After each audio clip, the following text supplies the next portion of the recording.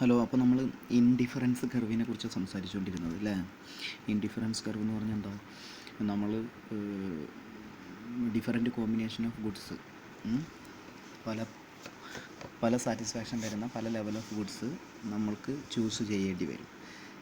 ചില അവസരങ്ങളിൽ ഒരേ സാറ്റിസ്ഫാക്ഷൻ നൽകുന്ന രണ്ടോ അതിൽ കൂടുതലോ കോമ്പിനേഷൻ ഓഫ് ഗുഡ്സ് നമുക്ക് ചൂസ് ചെയ്യേണ്ടി വരും. ഓക്കെ, അപ്പം അങ്ങനെയുള്ള ഒരു അവസരത്തിൽ കൂടുതലായിട്ട് നമുക്ക് എന്തില്ല, ഈ ആൾട്ടർനേറ്റീവ് ചോയ്സുകൾ കൂടുതലായിട്ട് വരില്ല. ഒന്നോ രണ്ടോ കോമ്പിനേഷൻ ഓഫ് ഗുഡ്സാണ് നമുക്ക് വരിക. കാരണം നമ്മൾ രണ്ടും ചൂസ് ചെയ്യേണ്ടി വരും, ഒരേ ലെവൽ ഓഫ് സാറ്റിസ്ഫാക്ഷനാണ് രണ്ടും തരുന്നതെങ്കിൽ. ഓക്കെ, ഒരേ ലെവൽ ഓഫ് സാറ്റിസ്ഫാക്ഷൻ രണ്ടോ അതിൽ കൂടുതലോ കോമ്പിനേഷൻ ഓഫ് ഗുഡ്സ് നമുക്ക് തരികയാണെങ്കിൽ നമ്മൾ ഈ ഏത് കോമ്പിനേഷൻ സെലക്ട് ചെയ്യണം നമുക്ക് കൺഫ്യൂഷൻ ഉണ്ടാവില്ല. മനസ്സിലായല്ലോ? ചിലപ്പോൾ നമ്മളൊരു ഗ്രൂപ്പിൽ നിന്ന് ഒന്ന് സെലക്ട് ചെയ്യാം, മറ്റേ ഗ്രൂപ്പിൽ നിന്ന് രണ്ടെണ്ണം സെലക്ട് ചെയ്യാം. ഓക്കെ, അല്ലെങ്കിൽ മറ്റേ ഗ്രൂപ്പിൽ നിന്ന് മൂന്നെണ്ണം സെലക്ട് ചെയ്യാം, അതിൽ നിന്ന് രണ്ടെണ്ണം സെലക്ട് ചെയ്യാം. അപ്പോൾ അങ്ങനെ ഒരു അവസരത്തിൽ നമ്മൾ ഒരു കോമ്പിനേഷൻ നമ്മൾ ചൂസ് ചെയ്യുകയാണെങ്കിൽ മറ്റുള്ള കോമ്പിനേഷൻ നമ്മൾ ഇൻഡിഫറൻ്റ് ആണ്. അത് നമ്മൾ ഗ്രാഫിക്കലി ഷോ ചെയ്യുന്ന കർവാണ് ഇൻഡിഫറൻസ് കർവ്. മനസ്സിലായല്ലോ? ഗ്രാഫിൽ നേരത്തെ നമ്മൾ ഒരു ഗ്രാഫിക്കൽ എൽ എന്നൊക്കെ പറഞ്ഞിട്ട് ഞാൻ പറഞ്ഞു തന്നു. ഗ്രാഫിക്കൽ റെപ്രസെൻറ്റേഷൻ അതിന് നടത്തുകയാണെങ്കിൽ അതിനെ വിളിക്കുന്ന പേരാണ് എന്ത്? Indifference curve. ഓക്കെ, ഇനി നമുക്ക് ഇൻഡിഫറൻസ് കർവിൻ്റെ അസംഷൻസ് നോക്കാം. ഓക്കെ, ഇങ്ങനെയൊക്കെ ഒരു അവസ്ഥ ഉണ്ടെങ്കിലാണ് ഇൻഡിഫറൻസ് കർവ് എന്ന് പറയുന്ന സാധനം ഉണ്ടാവുള്ളൂ. താഴെ പറയുന്ന അസംഷൻസ് ഇല്ലെങ്കിൽ എന്തില്ല? ഇൻഡിഫറൻസ് കർവില്ല. ഒന്നത് കൺസ്യൂമർ ഈസ് റാഷണലാണ്. എന്നുവെച്ചാൽ എന്താ? കൺസ്യൂമർ ചിന്തിക്കുന്നവനാണ്, അല്ലാതെ ഏത് തരത്തിലുള്ള ഗുഡ്സ് എങ്ങനെ ഉപയോഗിക്കുന്ന ആൾക്കാർക്ക് ഇൻഡിഫറൻസ് കർവൊന്നുമില്ല. ഇത് ആക്ച്വലി ഇത് എക്കണോമിസ്റ്റ് പറയുന്ന ഒരു സംഭവമാണ്. നമ്മളിപ്പം ഗുഡ്സ് യൂസ് ചെയ്യുമ്പോൾ നമ്മളതിനെക്കുറിച്ചൊന്നും ചിന്തിക്കാറില്ല, അത് വേറെ കാര്യം. പക്ഷേ നമ്മൾ പല കോമ്പിനേഷൻ ഓഫ് ഗുഡ്സ് നമ്മൾ ചൂസ് ചെയ്യാറുണ്ട്. ഓക്കെ, അത് നിങ്ങളുടെ നിത്യജീവിതത്തിൽ ആലോചിച്ച് നോക്കുക. നമുക്ക് ഇപ്പം ഒരു ഏറ്റവും നല്ലത് പറയുന്നത് ഈ സദ്യയൊക്കെ ഉണ്ടാവില്ലേ? സദ്യയൊക്കെ കഴിക്കുന്ന സമയത്ത് അതിൽ കുറേ ഇൻഗ്രീഡിയൻസ് വരും. അപ്പോൾ ചിലത് നമ്മൾ എന്ത് ചെയ്യും? ഇത്തിരി വാങ്ങും, ചിലത് കുറേ വാങ്ങും. അങ്ങനെയൊക്കെ ഒരു സംഭവമില്ലേ? അപ്പം എന്തായാലും കൺസ്യൂമർ റാഷണലായ കാരണം ഇൻഡിഫറൻസ് കർവ് അനാലിസിസ് പറഞ്ഞൊരു സാധനം ഉണ്ടെന്ന് എക്കണോമിസ്റ്റുകൾ പറയുന്നു. ഓക്കെ, അതുപോലെ കൺസ്യൂമർ എപ്പോഴും കോമ്പിനേഷൻ ഓഫ് ഗുഡ്സ് പർച്ചേസ് ചെയ്യുമ്പോഴാണ് ഇതുള്ളൂ. മനസ്സിലായല്ലോ? ഒരൊറ്റ ഗുഡ്സ് സെലക്ട് ചെയ്യുകയാണെങ്കിൽ പിന്നെ ഇൻഡിഫറൻസ് കർവൊന്നുമില്ല. മനസ്സിലായല്ലോ?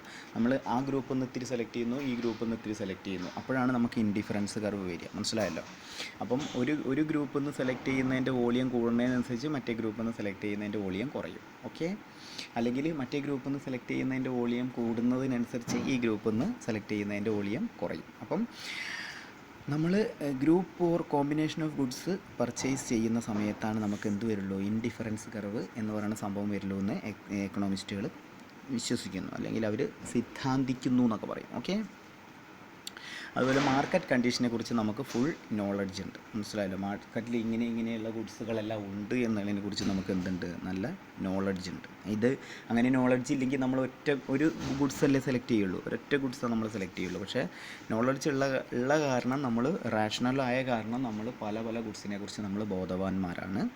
അപ്പം ഒരു different combination of goods same utility തരികയാണെങ്കിൽ നമ്മൾ ഓരോരോ കോമ്പിനേഷനിൽ നിന്നും നമുക്ക് ആവശ്യമുള്ളത് സെലക്ട് ചെയ്യും. ഓക്കെ, അതുപോലെ കാർഡിനലായിട്ട് യൂട്ടിലിറ്റി നമുക്ക് മെഷർ ചെയ്യാൻ പറ്റില്ല, ഓർഡിനലി ആയിട്ടാണ് മെഷർ ചെയ്യാൻ പറ്റും അങ്ങനെയുള്ള സന്ദർഭത്തിൽ. ഓക്കെ, അപ്പം നിങ്ങൾ ഇത്ര കലോറി ഒരു സമയത്ത് കഴിക്കണം, അല്ലെങ്കിൽ ഇത്ര കലോറി ആണ് ഇപ്പം നമ്മൾ കൺസ്യൂം ചെയ്യുന്ന ഗുഡ്സ്, നമ്മൾ ഭക്ഷണം കഴിക്കുന്നതിനെ കുറിച്ച് നമ്മൾ കലോറി ഊർജ്ജത്തെക്കുറിച്ചൊക്കെ ആലോചിക്കുകയാണെങ്കിൽ നമുക്ക് എന്തില്ല? ഇൻഡിഫറൻസ് കർവൊന്നുമില്ല. നമ്മൾ ഒരു പ്രത്യേക സാധനം മാത്രം കഴിച്ചിട്ട് അതുപോലെ ഉണ്ടാകും. ചില ആൾക്കാർ വളരെ ഇങ്ങനെ ഡിസിപ്ലിൻഡ് ആയിട്ട് പോകുന്ന ആൾക്കാരുണ്ടാവും. അപ്പോൾ അവരെ സംബന്ധിച്ച് ഈ ഭക്ഷണത്തിൻ്റെ അത് ഇൻഗ്രീഡിയൻ്റ് ഒന്നും മാറൂല, ഒരേപോലെ ഭക്ഷണം. ഇപ്പോൾ രാത്രി ഇന്നാൾ എന്നോട് ഒരാൾ പറഞ്ഞു അവരുടെ വീട്ടിലൊരു വ്യക്തിയുണ്ട്, ഒരു ഈ പട്ടാളക്കാരനാണ്.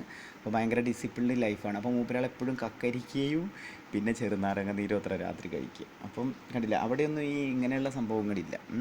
എന്നുവെച്ചാൽ അത് കാർഡിനൽ മെഷർമെൻ്റാണ്, എത്ര നമുക്ക് കഴിച്ചാൽ മതി, മനസ്സിലായല്ലോ. ഓർഡിനൽ മെഷർമെൻ്റ് ആണെങ്കിൽ നമ്മൾ ലെവൽ ഓഫ് സാറ്റിസ്ഫാക്ഷനാണ്. അപ്പം നമുക്ക് എന്തൊക്കെ കഴിച്ചാലും നമുക്ക് എത്രത്തോളം സാറ്റിസ്ഫൈഡ് ആണോ അത് നമ്മളിങ്ങനെ കഴിച്ചുകൊണ്ടിരിക്കും. നമ്മൾ കലോറിയെക്കുറിച്ചൊന്നും ബോധേഡല്ല. So utility cannot be measured cardinally but can express ordinally, മനസ്സിലായല്ലോ. ഓർഡിനൽ ആകുമ്പോൾ നമ്മൾ ഫസ്റ്റ് പ്രിഫറൻസ് ഇതിന് കൊടുക്കും, സെക്കൻഡ് പ്രിഫറൻസ് മറ്റേതിന് കൊടുക്കും, തേർഡ് ഇങ്ങനെ പോകും, മനസ്സിലായി. കാർഡിനൽ ആകുമ്പോൾ നമ്മൾ എന്ത് ചെയ്യുന്നു, ഭക്ഷണം കഴിക്കുന്നതിൻ്റെ കാര്യമാണെങ്കിൽ നമ്മൾ കൃത്യമായിട്ടുള്ളതാണ് കഴിക്കുക. ഓക്കെ. അപ്പോൾ സിനിമ നടന്മാരും നടിമാരൊക്കെ ഡയറ്റിംഗ് എന്ന് പറഞ്ഞ സംഭവമുണ്ട്. അപ്പോൾ അവരത് മാത്രമേ കഴിക്കുള്ളൂ, വേറെ ഒന്നും അവർ കഴിക്കില്ല. അപ്പം അവർ ചിലപ്പം കാർഡിനൽ മെഷർമെൻ്റ് ആവും നടത്തുന്നത്. ഈ സാധനം കഴിച്ചാൽ ഇത്ര കലോറി ഊർജ്ജം കിട്ടും, ആ സാധനം കഴിച്ചാൽ ഇത്ര കലോറി ഊർജ്ജം കിട്ടുമെന്നൊക്കെ. അപ്പോൾ അത് മാത്രം കഴിക്കും. അപ്പം കാർഡിനലായിട്ട് മെഷർ ചെയ്യുന്ന സമയത്ത് നമുക്ക് ഇൻഡിഫറൻസ് കർവ് അനാലിസിസ് ഇല്ല, കാരണം കോമ്പിനേഷൻ ഓഫ് ഗുഡ്സ് അങ്ങനെ വരുന്നില്ല. പക്ഷേ ഓർഡിനലായിട്ട് മെഷർ ചെയ്യുമ്പോൾ എന്തുണ്ട്, ഇൻഡിഫറൻസ് കർവ് എന്ന് പറഞ്ഞ സംഭവം ഉണ്ട്. ഓക്കെ. അതുപോലെ marginal utility of money does not remain constant ആണ്, മനസ്സിലായല്ലോ. പണത്തിൻ്റെ മാർജിനൽ യൂട്ടിലിറ്റി കോൺസ്റ്റൻ്റ് അല്ല. Preference of consumer is consistence, മനസ്സിലായല്ലോ. കൺസ്യൂമറിൻ്റെ പ്രിഫറൻസ് എന്താണ്, കൺസിസ്റ്റൻ്റ് ആണ്. അതുപോലെ ഈ നമ്മുടെ കൺസ്യൂമർ ഈ കോമ്പിനേഷൻ ഓഫ് ഗുഡ്സ് ഒരു സ്കെയിൽ ഓഫ് പ്രിഫറൻസ് വെച്ച് അളക്കുന്ന സമയത്ത്, അറേഞ്ച് ചെയ്യുന്ന സമയത്തൊക്കെ എന്തുള്ളൂ, ഇൻഡിഫറൻസ് കർവ് അനാലിസിസ് എന്ന് പറഞ്ഞ സാധനം. ഓക്കെ. അപ്പം നമ്മൾ ഇപ്പോൾ 3-4 കോമ്പിനേഷൻ ഓഫ് ഗുഡ്സ് നമ്മൾക്കിടെ മുന്നിലുണ്ടെങ്കിൽ നമ്മൾ അതിൽ നിന്ന് ഇന്ന ഇത്ര എണ്ണം സെലക്ട് ചെയ്യുക എന്നുള്ളൊരു പ്രിഫറൻസ് വെച്ചിട്ട് ഇത്ര എണ്ണം സെലക്ട് ചെയ്യുക എന്ന് പറയുമ്പോഴാണ് ഇൻഡിഫറൻസ് കർവുള്ളൂ. അല്ലാതെ യാതൊരു പ്രിഫറൻസും വയ്ക്കാതെ എല്ലായിടത്തും ഉപയോഗിക്കുകയാണെങ്കിൽ പിന്നെ അവിടെ എന്തില്ല, ഇൻഡിഫറൻസ് കർവില്ല. അപ്പോൾ നമ്മളെല്ലാ കോമ്പിനേഷനും കൂടുതലെടുക്കും. ഓക്കെ. അപ്പോൾ ഇതാണ് ഇൻഡിഫറൻസ് കർവിൻ്റെ എന്താ അതിന് പറയുന്നത്, അസംഷൻസ്. ഓക്കെ. ഇനി നമുക്ക് അടുത്തതുള്ളത് മാർജിനൽ റേറ്റ് ഓഫ് സബ്സ്റ്റിറ്റ്യൂഷൻ എന്ന് പറഞ്ഞൊരു സംഭവമാണ്. MRS എന്ന് പറയും. MRS എന്ന് പറഞ്ഞാൽ marginal rate of substitution. Okay. അപ്പോൾ ഒരു കൺസ്യൂമർ ഒരു ഗുഡ്സിന് വേറൊരു ഗുഡ്സ് സബ്സ്റ്റിറ്റ്യൂട്ട് ചെയ്യുമ്പോൾ വരുന്ന ഒരു ആശയമാണ് marginal rate of substitution. Okay. അപ്പം നമ്മളൊരു ഗുഡ്സ് കൺസ്യൂം ചെയ്യുന്നു, വേറൊരു ഗുഡ്സും കൂടി കൺസ്യൂം ചെയ്യുന്ന സമയത്ത് ഇതിൽ നിന്ന് കുറച്ച് മറ്റേന്ന് കുറച്ച് സബ്സ്റ്റിറ്റ്യൂട്ട് എടുക്കുന്ന സമയത്താണ് എന്ത് വരുള്ളൂ, മാർജിനൽ റേറ്റ് ഓഫ് സബ്സ്റ്റിറ്റ്യൂഷൻ വരില്ല. അപ്പോൾ അത് ഇൻഡിഫറൻസ് കർവുമായിട്ട് ബന്ധപ്പെട്ടിട്ട് നമുക്ക് വായിക്കാം, അല്ലെങ്കിൽ നമുക്കത് മനസ്സിലാക്കാൻ പറ്റും. കാരണം when we have to choose different kinds of different combination of goods, we must substitute one for another. Okay. നമുക്ക് ഒരു സാധനം നമ്മൾ എടുക്കുന്ന സമയത്ത് മറ്റേത് കുറച്ച് കുറയ്ക്കണം, കണ്ടില്ല. അപ്പോൾ ഇതിൽ നിന്ന് ഒന്ന് കൂട്ടുന്ന സമയത്ത് അതിൽ നിന്ന് ഒന്ന് കുറയ്ക്കുക ചെയ്യുക. അപ്പോൾ ഇതിൻ്റെ ഒന്ന് കൂടുമ്പോൾ അവിടെ സബ്സ്റ്റിറ്റ്യൂട്ട് കുറയുകയാണ്. ഓക്കെ. അപ്പോൾ ഈ ഫുട്ബോളിലൊക്കെ ഉണ്ടാവില്ലേ, ക്രിക്കറ്റിലൊക്കെ, അപ്പോൾ എ എന്നുള്ള പ്ലെയർ കളിക്കണമെങ്കിൽ പിന്നെ ബി എന്നുള്ള പ്ലെയർ സബ്സ്റ്റിറ്റ്യൂട്ടായിട്ട് നിൽക്കേണ്ടി വരും, മനസ്സിലായല്ലോ. അതുപോലെയാണ് നമ്മൾ ഒരു സാധനം മറ്റൊന്നിന് വേണ്ടി സബ്സ്റ്റിറ്റ്യൂട്ട് ചെയ്യുന്നതിന് എന്തു പറയുക, marginal rate of substitution. Okay. അപ്പോൾ ഇതൊരു റേറ്റാണ്, ഇതൊക്കെ എക്കണോമിസ്റ്റ് പറയുന്ന ഓരോ കാര്യങ്ങളാണ്. നമ്മൾക്കിപ്പോൾ അത് പ്രത്യേകിച്ചൊന്നും അതൊന്നും അതിനെക്കുറിച്ചൊന്നും അറിയിട്ടല്ല. നമ്മളൊരു കാര്യം നമ്മൾ ചിലപ്പം ചിന്തിക്കാറുണ്ട്, അയ്യോ ഞാനിപ്പം 10-50 രൂപ വെച്ചിട്ട് എന്തെങ്കിലും കഴിക്കുന്ന സമയത്ത് എനിക്ക് ഇതിന് പകരം അത് കഴിക്കാമെന്നുള്ള ചിന്ത വരുന്നുണ്ട്. അതാണ് ഈ സത്യം പറഞ്ഞാൽ മാർജിനൽ റേറ്റ് ഓഫ് സബ്സ്റ്റിറ്റ്യൂഷൻ. അപ്പം it is A rate at which consumer substitute one commodity for the other. ഒന്നിന് പകരം മറ്റൊന്ന് കൺസ്യൂമർ സബ്സ്റ്റിറ്റ്യൂട്ട് ചെയ്യുന്നതിന് നമ്മൾ എന്ത് പറയുക, മാർജിനൽ റേറ്റ് ഓഫ് സബ്സ്റ്റിറ്റ്യൂഷൻ പറഞ്ഞു. ഓക്കെ. അപ്പോൾ ഇവിടെ ഒരു ഇതിൽ നിങ്ങളുടെ ടെക്സ്റ്റിലൊരു ഇതൊക്കെ ഉണ്ട്, കോമ്പിനേഷൻസ് എന്ന് പറഞ്ഞാൽ ആപ്പിൾ ഓറഞ്ച്. ആപ്പിൾ 1 എടുക്കുമ്പോൾ ഓറഞ്ച് 20 എണ്ണം എടുക്കുന്നു, മാർജിനൽ റേറ്റ് ഓഫ് സബ്സ്റ്റിറ്റ്യൂഷൻ ഇല്ല. പിന്നെ ആപ്പിൾ 2 എടുക്കുന്ന സമയത്ത് ഉണ്ടല്ലേ, ഓറഞ്ച് നമുക്ക് സബ്സ്റ്റിറ്റ്യൂട്ട് ചെയ്യാണ് 5 എണ്ണം.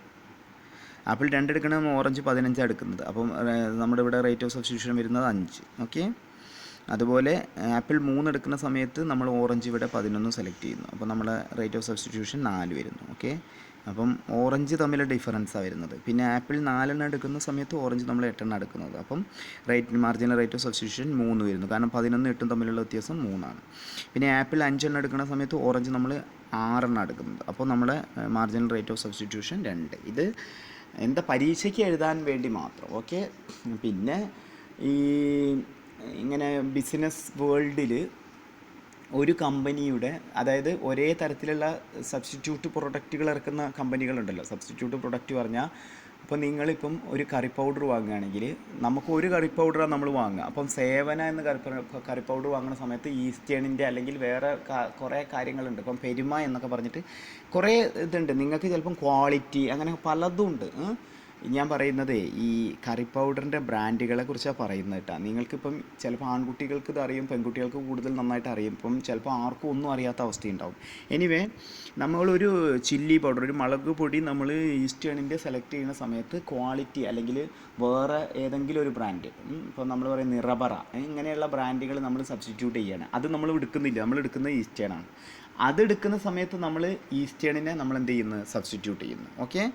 അപ്പം നമ്മൾ ചിലപ്പോഴൊക്കെ നമ്മളിങ്ങനെ ആലോചിക്കുന്നുണ്ടായിരിക്കും. ഞാൻ പറയുന്നത് എന്താ വെച്ചാൽ, ബിസിനസ് വേൾഡിൽ ഇതിൻ്റെ ആവശ്യം എന്താണെന്ന് വെച്ചാൽ, ഇവർ ഡാറ്റ ഇങ്ങനെ സെയിൽസിൻ്റെ ഡാറ്റ അവരുടെ കയ്യിലുണ്ടായിരിക്കും. അപ്പം ഒരു കടയുടെ ഡാറ്റയുടെ കൂടുന്നതിനനുസരിച്ച് മറ്റേ ബ്രാൻഡിൻ്റെ ഡാറ്റയുടെ സെയിൽസിൻ്റെ റെക്കോർഡ് കുറഞ്ഞു വരും. മനസ്സിലായല്ലോ? അതാണ് റേറ്റ് ഓഫ് സബ്സ്റ്റിറ്റ്യൂഷൻ. അപ്പോൾ ഇവർക്ക് മനസ്സിലാക്കാൻ പറ്റും ഏതാണ് നമ്മുടെ ഏറ്റവും വലിയ കോമ്പറ്റീറ്റർ എന്ന്. മനസ്സിലായല്ലോ?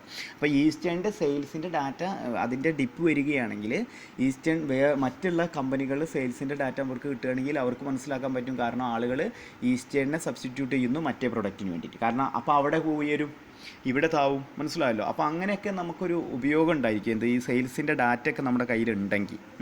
അപ്പോൾ നമുക്ക് എന്ത് ചെയ്യാൻ പറ്റും? ഇവരെ എങ്ങനെ നമുക്ക് മറികടക്കാം എന്നുള്ള ചിന്തകളൊക്കെ വരും. അതൊക്കെയാണ് ഇതിന് മാർജിൻ റേറ്റ് ഓഫ് സബ്സ്റ്റിറ്റ്യൂഷൻ എന്നൊക്കെ പറയുമ്പോൾ. ഓക്കെ. അപ്പം ഇതാണ് മാർജിനൽ റേറ്റ് ഓഫ് സബ്സ്റ്റിറ്റ്യൂഷൻ എന്ന് പറഞ്ഞാൽ. ഇനി ബാക്കിയുള്ളത് നമുക്ക് പിന്നെ ഒരു ഇതിലെടുക്കാം കേട്ടോ. വീഡിയോ ചെറുതാണ് നല്ലത്. അപ്പോൾ നിങ്ങൾക്ക് പെട്ടെന്ന് തലയിൽ കയറണമെങ്കിലേ നല്ലൊരു ദിവസം കേട്ടോ ആശംസിക്കുന്നു. ഓക്കെ.